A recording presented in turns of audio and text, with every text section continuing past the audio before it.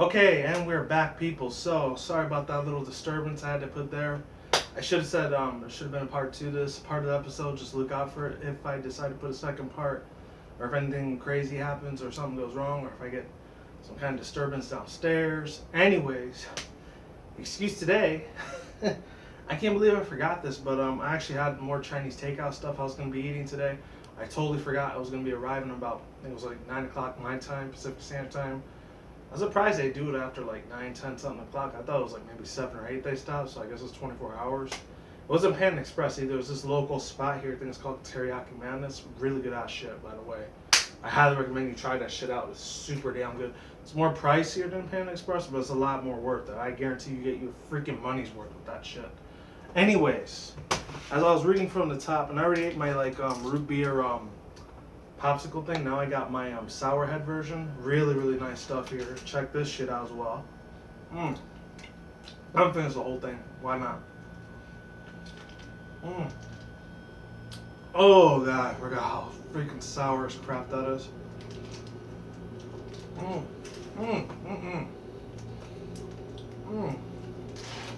This stuff is just boss. Anyways, I need a drink of water. I'm sorry I'm taking so long, guys. But I busted my ass at work today. I was freaking tired as hell. Thank God I got tomorrow and Sunday off. Anyways. Yeah, the thing's still going. Actually, no, it wasn't going. Alright, let's begin with this. I don't remember where I was last reading from. Oh, yeah, here it is. Twilight, including a chirping bird, a group of ponies, and the polo game and landscape from cutting down the Dragon Sea's trees. Before I keep going, check out part 1 if you didn't see the first part of this spoiler reviews for this episode, which is called Princess Spike. And this was actually funnier than the Party Poop one. I did watch that one already. I still got to do a spoilers review for that.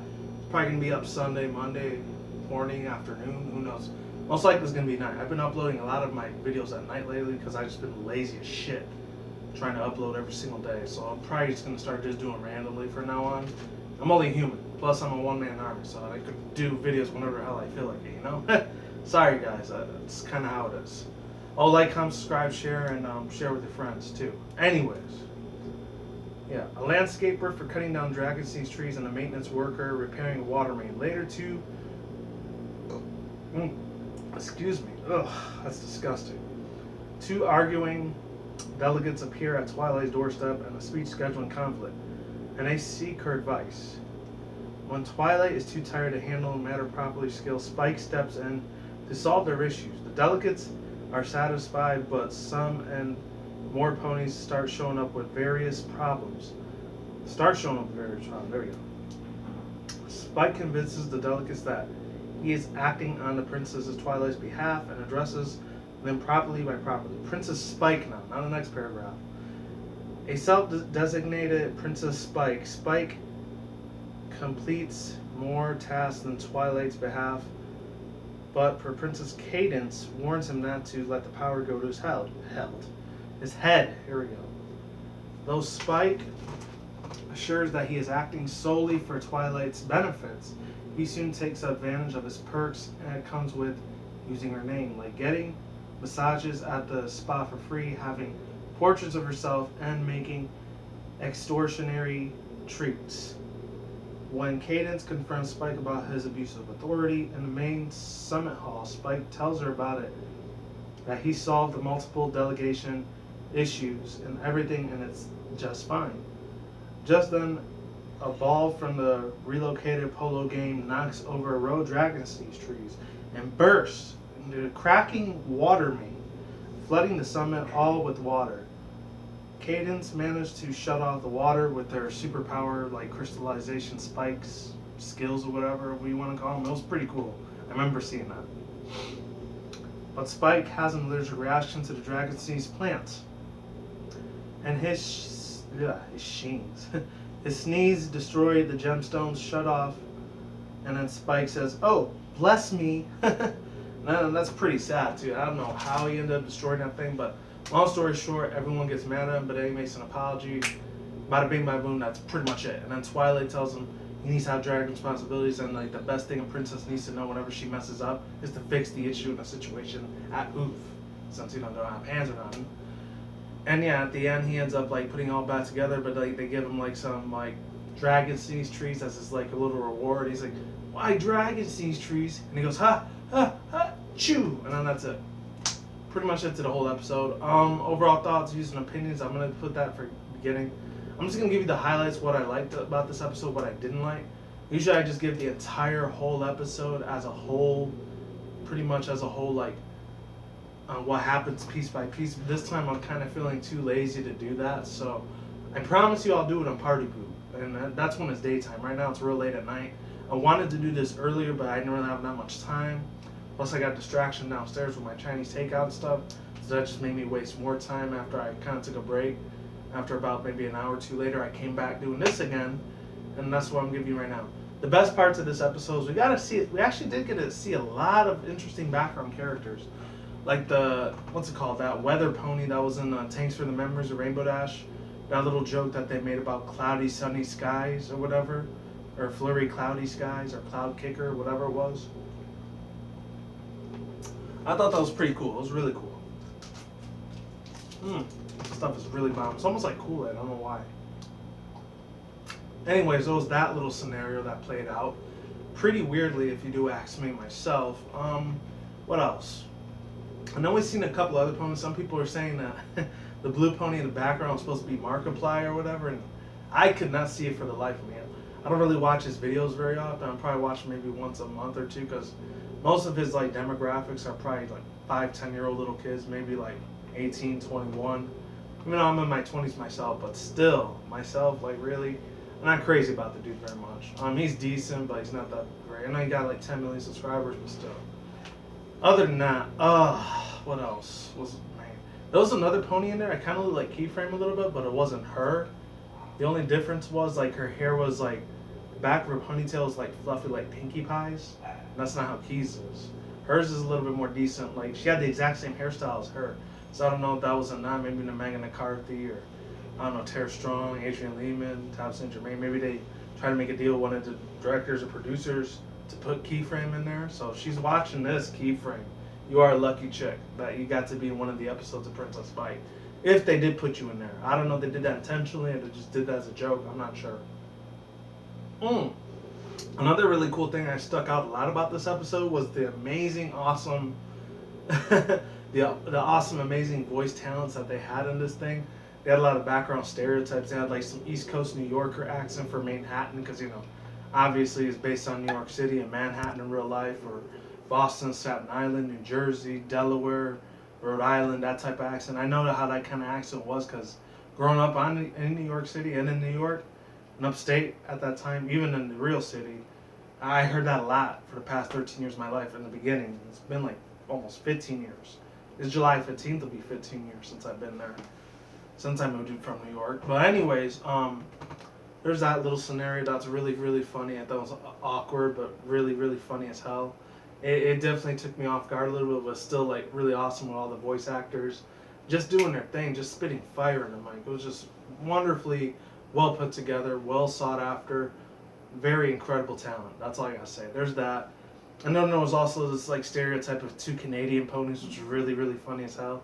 They kept saying Don Chano and Maple Sierra A. They kept saying all these stereotype Canadian things. I thought it was funny because when I lived in upstate New York for a little while as well, I remember like, I don't know if it was in the weekends or on the summer times, I sometimes would go out to Canada.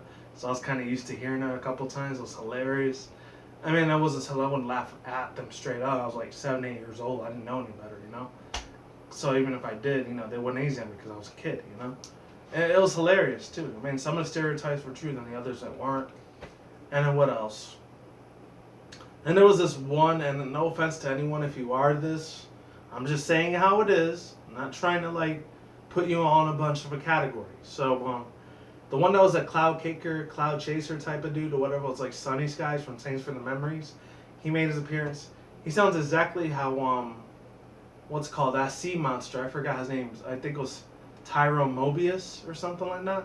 It almost sounds like that YouTuber Tyro Magnus, but it's not. Tyro Mobius. He ended up being, I think it was Magnus or something. No, Stephen Magnus. That's what his name was. He sounded like him. He sounded like a stereotypical gay homosexual queer kind of guy or whatever. It was kind of weird. It was weird because I remember when he was saying like, no offense, but like I don't care what a baby dragon has to say. I want to know what Princess Twilight thinks. And I'm like, man, he was kind of a fucking asshole to Spike there, man. Like, why so much hatred towards Spike? I mean, I know I don't like Spike very much, but come on, give the little dragon a break, What else did I like about the episode? Oh, and then there was Fancy Pants. He came back after season 2 from that rarity. I think it goes the Art of the Dress episode for season 2. I'm not sure which one it was. I remember it was supposed to be Twilight Sparkle's birthday, and this is before she was an alicorn. So it was all up to Rarity to to pretty much like fix all the dresses, and Fancy Pants kept getting on her case about you could go here, you could go there, but at the same time you gotta respect us. And this is when he had his wife, Fleur de Lis, which I was really hoping they were gonna show her again. Unfortunately, they didn't show her anywhere at all because she was a hot piece of ass, I'm not gonna lie. She was just like Celestia and Luna. The only difference was she didn't have any wings. She was just a unicorn. A very tall unicorn. Like Luna's and Celestia's height. That big. What else? What else did I really like about this thing? I like all the little fan service thing that they did. Like they did that stereotype steroid buff version of Spike when he was pointing at the camera. He's like, anything for the princess. Ah, man, that was awesome. I like that part right there. That was in the same episode from Diamond Dogs. I forgot what it was called, but I remember it was the one where Rarity, she gets kidnapped by the Diamond Dogs. She has to dig up all the buried treasures and all the gemstones and crystals and gemstones again and and rubies and sapphires and emeralds and all that crazy stuff. Oh, excuse me. Anyways, what else was there? Oh, there was another really funny thing I really liked. The dragon sneeze lilies. Oh my god, the dragon sneeze lilies. Those are really good. I like those. Out of nowhere, they had to put those in there when Spike is literally like the only dragon that lives in Ponyville. And of course, Canterlot. And that's before he ended up leaving there so he could go to Ponyville when he used to eat like donuts from Donut Joe's shop,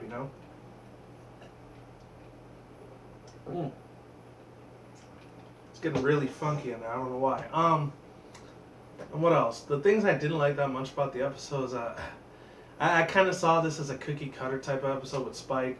They just completely treat him like crap. Unfortunately, he's not really well written. He's not well played out. His pretty much his over characteristic of things is not really that big.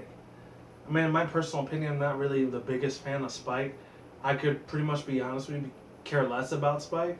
I could care less about him, but the thing is that comparing this episode to how Party Poop was, this was actually a much better episode, surprisingly, than that one. And I'm going to get to that in the next video, eventually, sooner or later. Hopefully I get it done sooner than later, and hopefully it's during the daytime when I'm able to do this, because tomorrow night I'm not going to be able to do it because I'm going to be out 4th of July. I'm probably going to go out with my roommates to go bowling or something like that, like I did last year. I think, no, scratch that. That was on Christmas or New Year's Eve, New Year's Day, maybe? I don't know. I don't remember when it was. Anyways, the last 2 things I'm going to cover and touch base with this thing, since I didn't really break everything down and go through spoiler alerts piece by piece. There's a lot of crazy stuff that happened. Cadence was on Spike's ass a couple times about him not using and over abusing Twilight's powers. So that way, Spike doesn't take advantage of all the other ponies. So that way, he's able to keep order and good control with all the other ponies. There was that, and then the other parts was the water main broke. Princess Cadence has crystallization powers. That was pretty damn awesome, I'm not gonna lie. And then a whole bunch of other things happened. There was another Canadian pony that was slicing off the dragon seasonal trees. Twilight Sparkle, she was mumbling a lot in her sleep when she was trying to talk to Spike. When she said, "You put the hay in the pancake, mix it with the apple, and eat the candle." I'm like, what the heck is that type of crap, dude? What? That is some crazy shit, dude. Really? No freaking way. Anyways, and then there were a couple other things that weren't that really worth mentioning. I guess the crystal gem thing breaks, and Spike gets busted for all the things that he says, and he makes an apology, all that other stuff, along with a whole bunch of other things. He tells the birds to be quiet.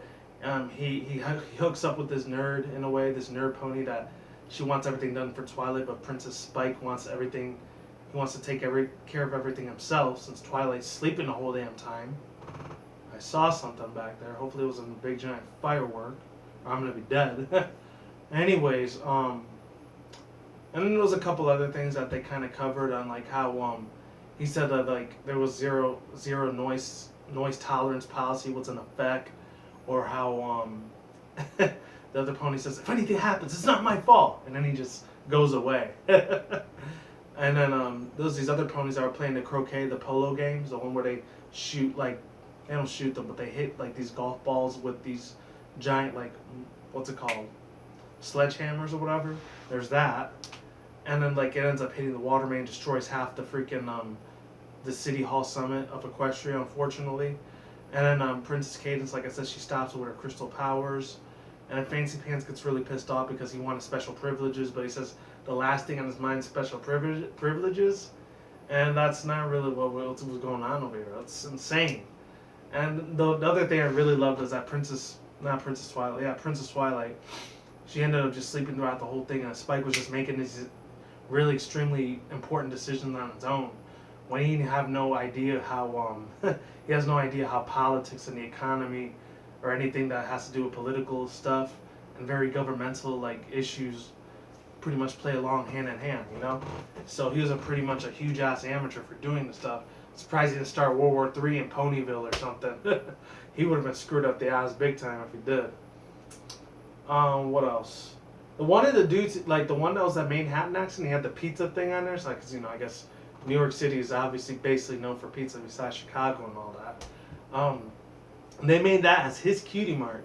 And he kept saying, you know what I'm saying? You know what I'm talking about? He's had like this thick stereotype East Coast New Yorker Italian accent. Because I remember when I was growing up, I used to hear that a lot. Back when I was going to school and stuff like that. It was really, really crazy things back in the day, man. I'm telling you. And when I came here to Vegas, I didn't hear that at all. I was just hearing a lot of like Mexicano, Mexican accents, Puerto Rican accents, a lot of Hispanic stuff around here, which was awesome because I'm Hispanic myself, obviously, but at the same time, it was just a whole other world when I went out here, man. What else? Oh yeah, and there was a couple other things about how Spike, besides him being allergic to dragonless, he was pretty much going after his own things. He got these exotic treats. Like I said, he had exotic treats and cupcakes. He was eating everything himself. He was getting these free massages from masseuses, going out to really expensive parties, living the high life pretty much, and taking advantage of opponents. So I guess the moral of the story of this episode was to not always, what's it called? Don't take advantage of your friends' overpowered high authority, positions, pretty much that. Like if you have friends in high places, don't take advantage of their friendship. Like don't ask them for like $1 million, or don't ask them to don't ask them to borrow your real fancy car, go to fancy places, go to exotic countries, go to like buy the most expensive like materialism that money can buy. That's pretty much, I guess, the whole moral of the story is. And Spike, he realizes that in the end. He feels like it's too late, but he makes it up for trying to fix the pony gemstone that connects all of Equestria countries all together into one for peace and loyalty and honor, And it just sucks that he probably ended up destroying that thing. But the thing is, after he ends up sneezing a second time around the gemstone statue or whatever pony, they end up just cutting it out. So it's pretty much up to the fan base to think, did he destroy it, or did he just go real small, like sneeze like achoo, or do you go achoo, or something really big like that, And that's pretty much all I had to say. Hopefully this was under 20 minutes. This was my goal, to try to make it under 20 minutes or more, because if I do more, it's going to be long as shit. I know a lot of you guys probably won't be here by then. Anyways, I'm going to put the link to my reaction in the sidebar right there, where the annotation is. If you want to watch my reaction, or if you want to watch the episode itself, they're both going to be there, along with both of them being in the description box below to those links as well. And that's pretty much it. And I thought the episode was good, so probably B- or B+. That's what I'm going to give it. Compared to Party Poop, that was a D-. That one was not good at all, man. There was only a few good parts that were good, and the rest was really crap. But I'm going to get to that in another separate video. Peace out once again, bros, women, bronies, and pegasisters. We'll see when I see you. You guys have a good day, have a good night, wherever in the world. Don't drink and smoke weed at the same time. Don't take the reckless. Keep it calm, keep it cool, keep it chill, keep it collective out there. And until then, that's it, guys. Peace out, ladies, goodbye. Stay tuned, more videos coming soon. Brand new videos on this channel almost every single day. And with that said, I'm out like sauerkraut, all the good stuff right there. And you guys stay on the grind, stay safe, stay healthy, all the good stuff. Easy be you, do you to yourself. Look out for more future content on this channel, and of course, stay tuned for more updates. Talk to you soon. I'm out of here. Hopefully you enjoy my reactions as well. Please click on the link Share as many people as you can. Like, comment, subscribe, and talk to you soon. Goodbye.